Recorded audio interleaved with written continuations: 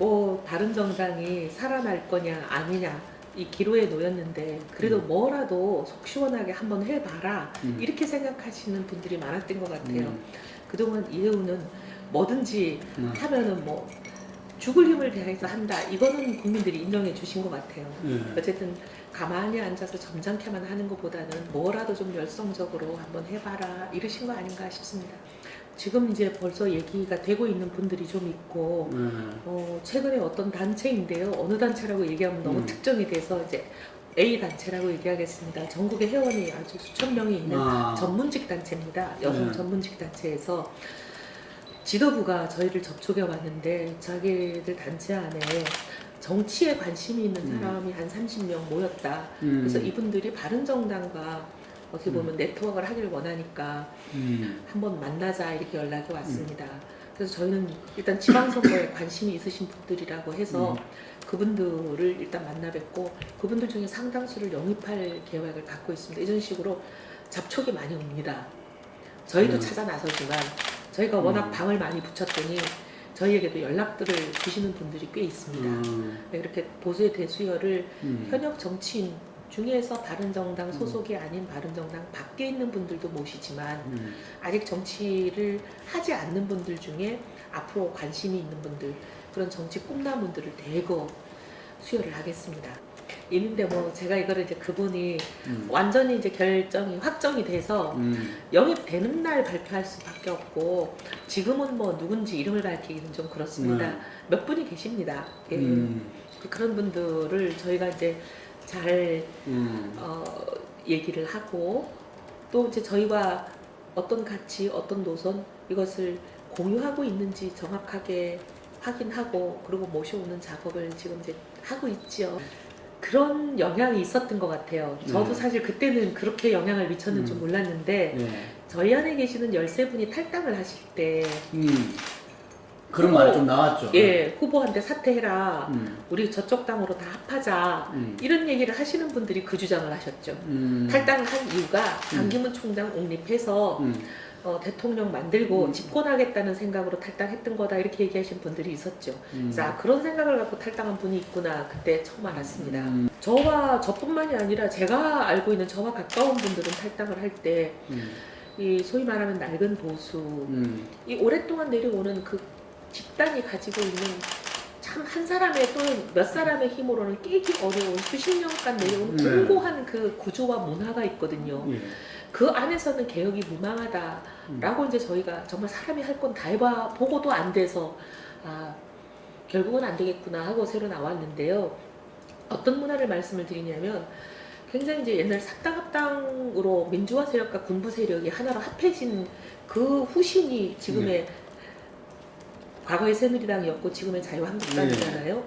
그 안에 그래서 그런지 굉장히 권위주의적인 문화가 있고 1인 지배가 통용되는 그런 문화가 있습니다.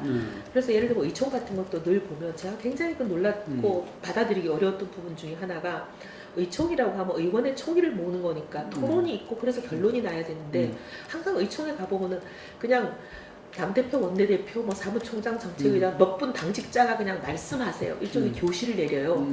근데 그 교시는 누가 정하는지 모르겠지만 당 밖에 있는 권력자가 정할 때도 있죠.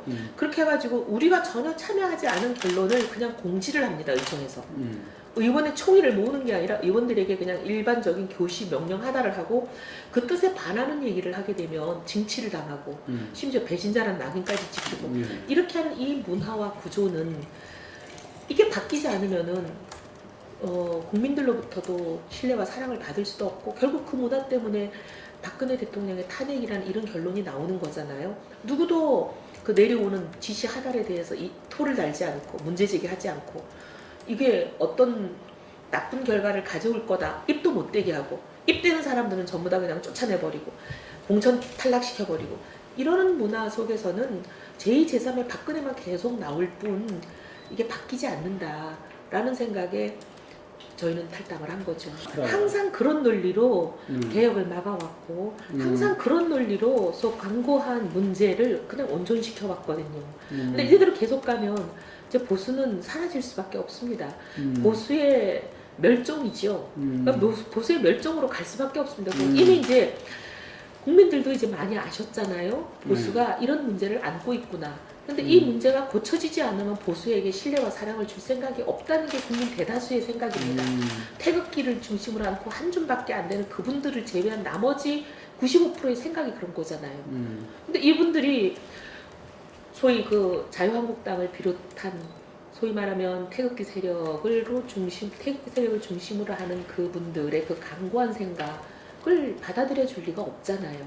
보수가 다시 오는 후에라도 집권을 하고 국정을 담당하는 하나의 축이 되려면 결국은 바뀌는 수밖에 없는 거 아닌가요? 바뀌지 않고는 저는 국민들이 다시 받아들여 줄 것 같지 않은데요. 근데 그런 분들이 네. 좀 바른정당을 지지하면 좋을 건데 지지율이 야당 지지율 먹고 산다 그러는데 107명이면 저희보다 5배가 넘는 의원을 가지고 있습니다.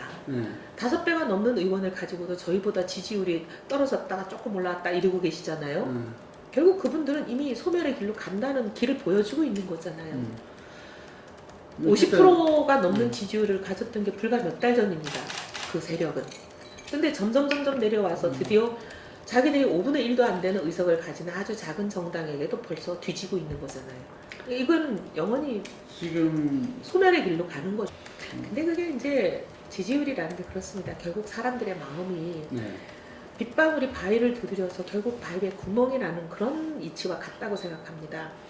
정말 가랑비에 옷 젖듯이 우리가 하는 행동과 말과 이게 일치되는 모습이 지속적으로 보여지고 쌓여서 결국 그게 사람의 마음이 변하는 거지, 말 한마디, 정치인의 말 한마디, 행동 하나로 변하진 않잖아요. 결국은 이거는 시간이 필요하고 신뢰를 쌓아가는 긴 과정이 필요하다고 봅니다. 그래서 저는 우리가 지금 하고 있는 일들, 발목 잡는 딴지 정치하지 않겠다, 이거에 대해서 많은 사람들이 일단 격려해 주시고 호응을 하고 하는 이번 부분들도 하나하나 그런 주춧돌을 낳는 과정이라고 봅니다. 구춧돌을 놓는. 저희는 바르게 빠르게, 이게 제가 얘기하는 모토입니다. 빠르게. 예.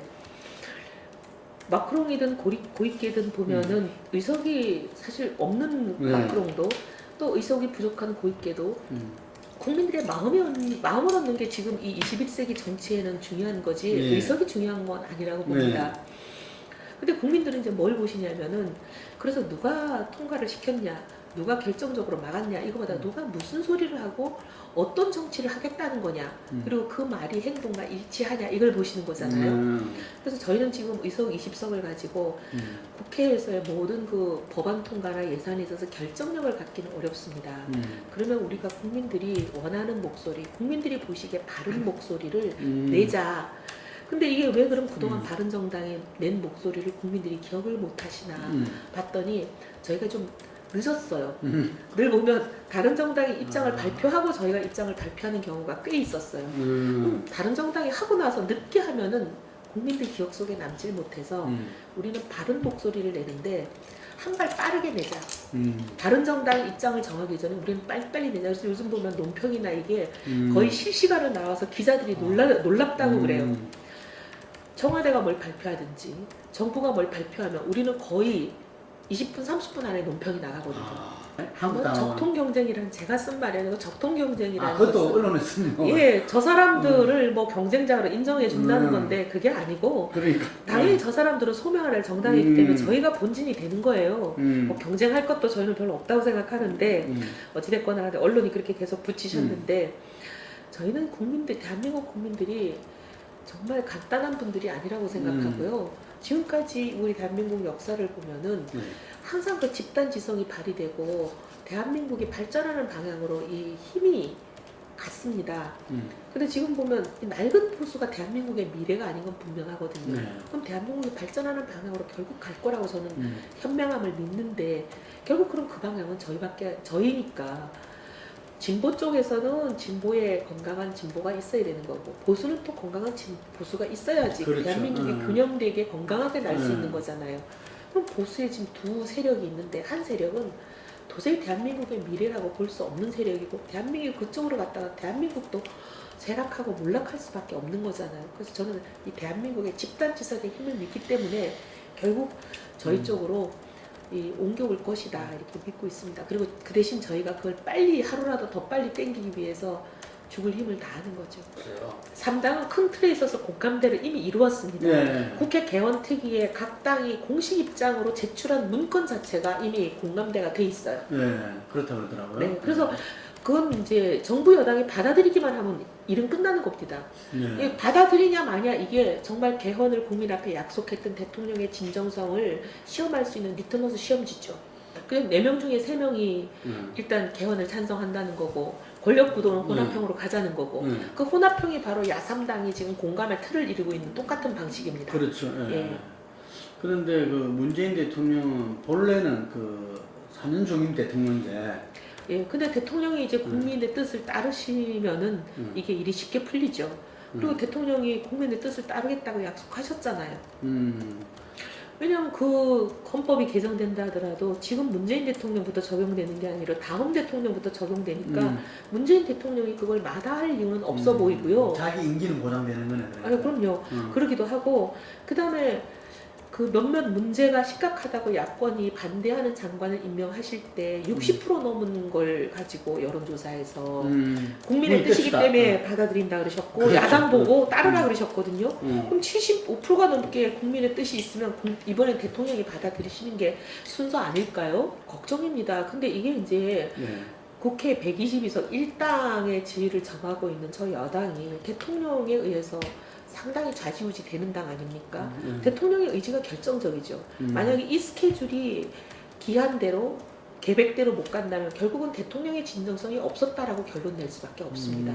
그래서 이게 되느냐 마느냐가 대통령이 국민 앞에 약속한 공약으로 말씀드린 그 내년 지방선거의 개헌을 국민투표에 붙이겠다 한 그 약속을 정말 진정성 있게 하셨는지 할 생각 전혀 없으면서 그냥 공연불로 하셨는지를 알게 되는 시험대죠.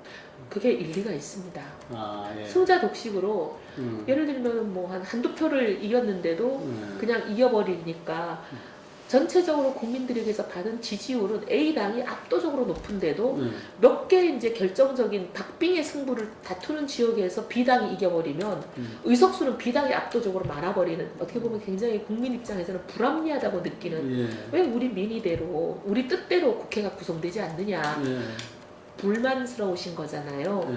그런 불만을 줄일 수 있는 선거구제가 중대선거구제잖아요. 그러니까 일부 제가 듣기로는 민주당 내에서도 영호남의 이 소위 말하는 영원한 지역 정치, 이 지역구도 이것을 해소하는데도 중대선거구제가 상당한 기여를 할 수 있기 때문에 이걸 허물자 하는 얘기들이 나오는 걸로 알고 있습니다. 왜냐하면 저희는 중대선거구제 주장하는 정당이거든요.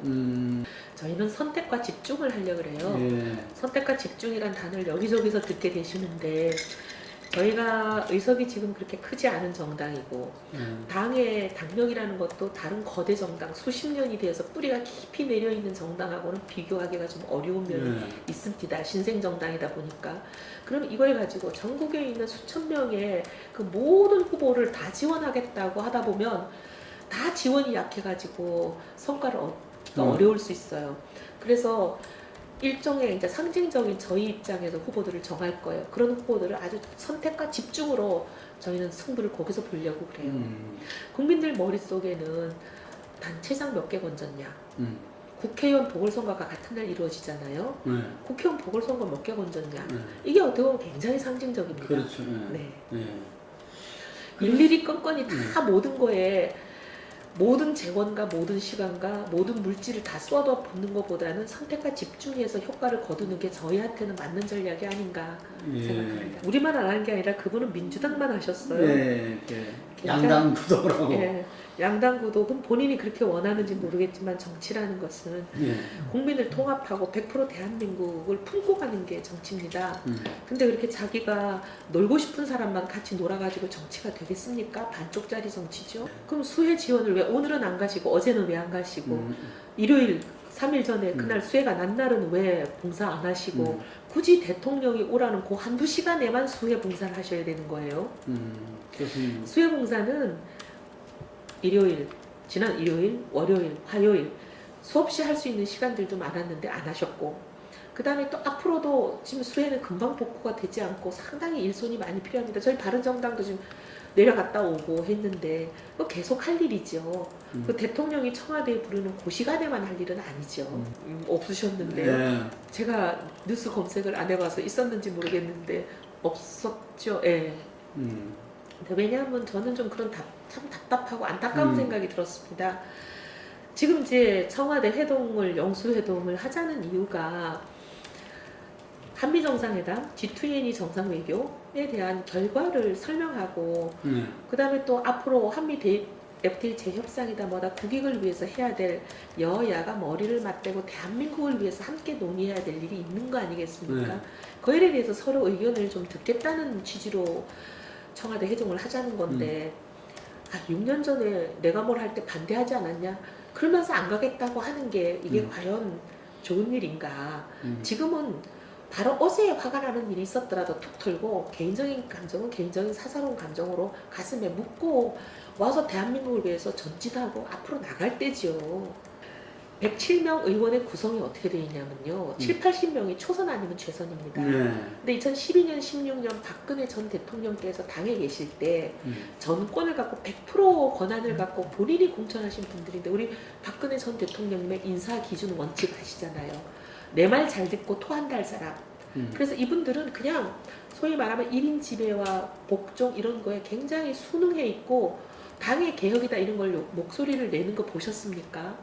그 박근혜 대통령께서 공천하신 초재선들이 어디 당의 정통운동 대통령이 탄핵을 당해서 헌정사상 초유의 일이 있는데도 목소리 한번 내는 거 보셨습니까? 기자회견 한번 없는 당입니다.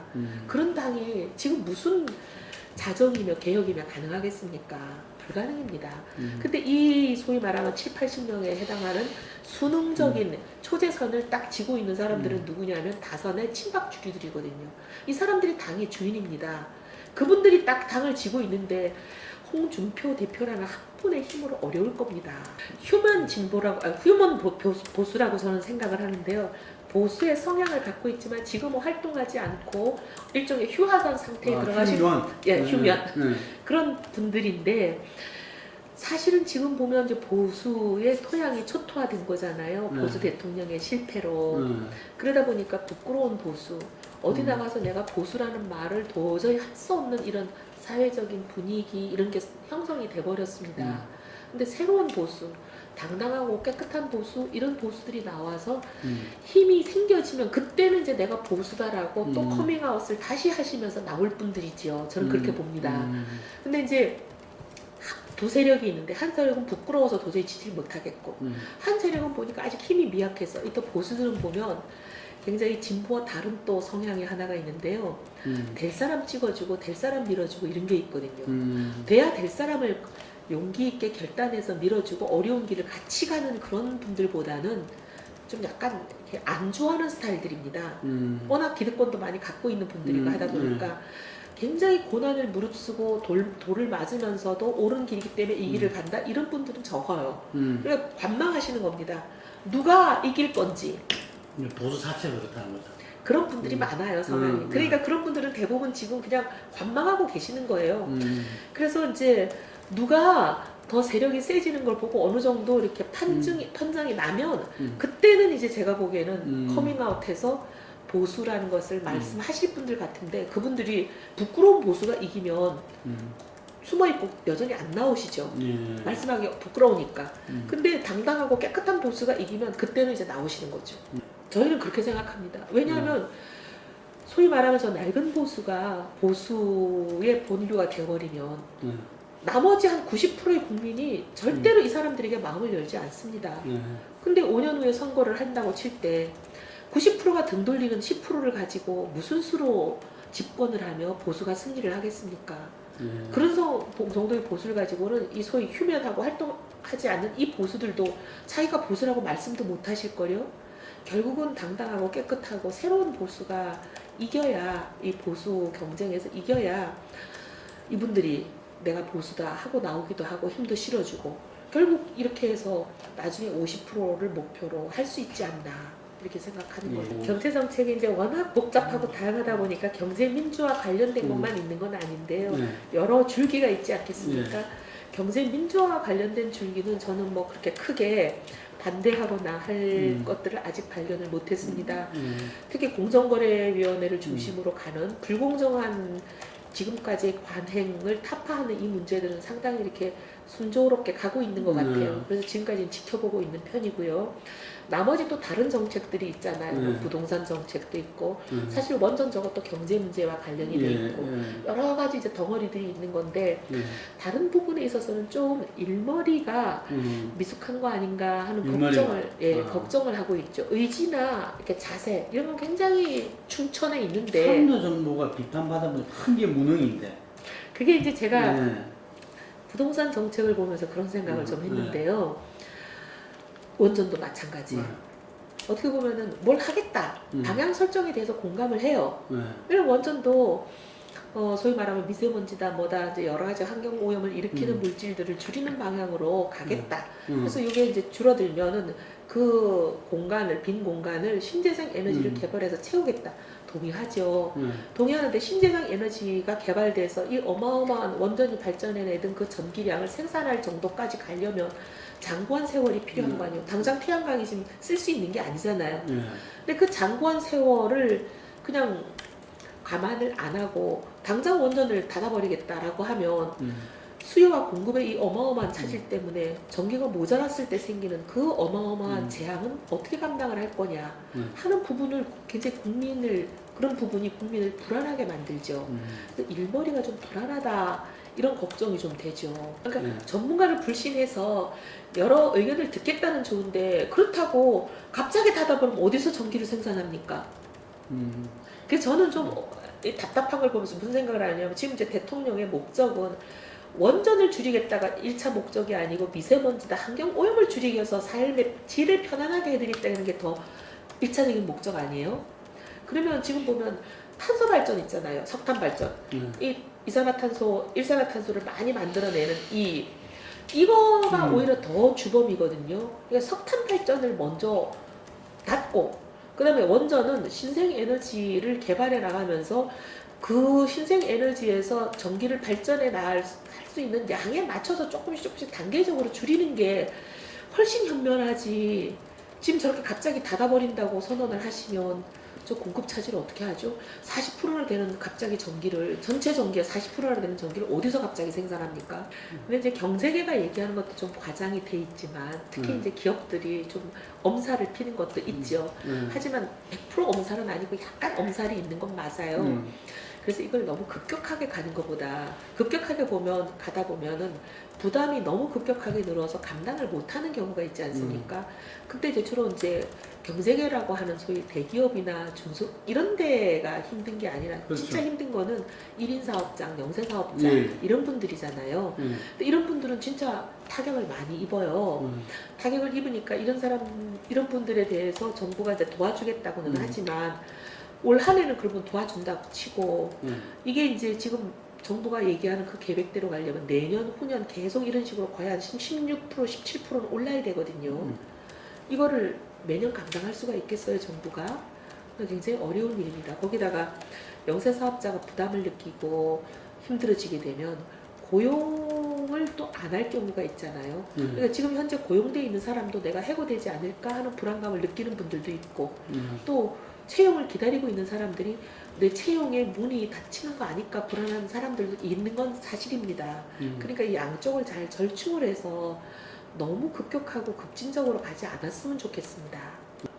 저는 다당제가 굉장히 중요하다고 보고 안착이 돼야 된다고 봅니다.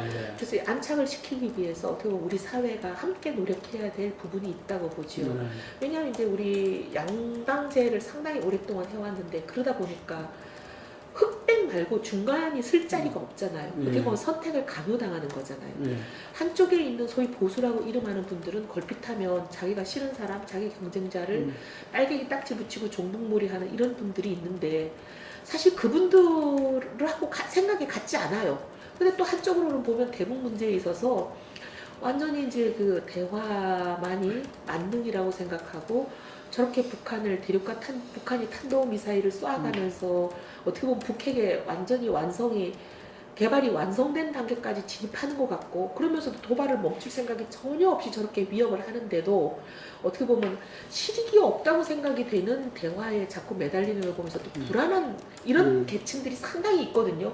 이쪽도 아닌 것 같고 저쪽도 아닌 것 같고 너무 극단인 것 같고. 근데 이런 분들에게 선택지를 주는 것은 저는 정치 발전을 위해서도 좋고 대한민국이 건강한 사회가 되기 위해서도 필요하다고 보는데, 이런 선택지를 상당히 한 50% 정도는 될 것 같아요. 이 선택지를 없애버리는 거는 저는 안 좋은 것 같습니다. 그래서 이 다당제가 하다 보면 양극단 말고도 지금 중간에 있는 분들이 지지할 수도 있고 뭐 뜻을 같이 할 수도 있고 마음을 둘 수 있는 이 공간을 열어두는 게 맞다고 봅니다.